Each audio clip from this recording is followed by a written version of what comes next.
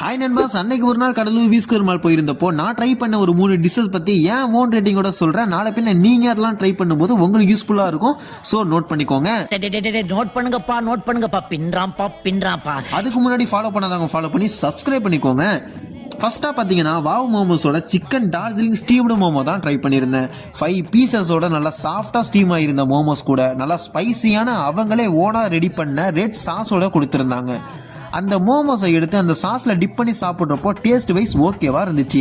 இதோட ப்ரைஸ் பார்த்தீங்கன்னா 190 ருபீஸ். இதுக்கு என்னோட ரேட்டிங் 3.5 அவுட் ஆஃப் 5. அடுத்ததாக ஆஹா ஓஹோன்னு பேசிட்டு இருந்தேன். இது மிஸ்டர் பர்கரோட சிக்கன் சாம் பர்கர் தான் ட்ரை பண்ணியிருந்தேன். ஒரு டேஸ்டியான சிக்கனோட சேர்த்து ஒரு சாலிடான ஸ்டஃபிங்கோட டேஸ்ட் வைஸ் பக்காவாகவே இருந்துச்சு. இதோட ப்ரைஸ் 140 ருபீஸ். இதுக்கு என்னோட ரேட்டிங் 4 அவுட் ஆஃப் 5.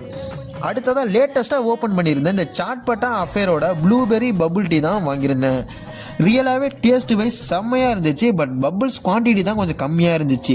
இதோட ப்ரைஸ் 170 ருபீஸ். இதுக்கு என்னோட ரேட்டிங் 4 அவுட் ஆஃப் 5.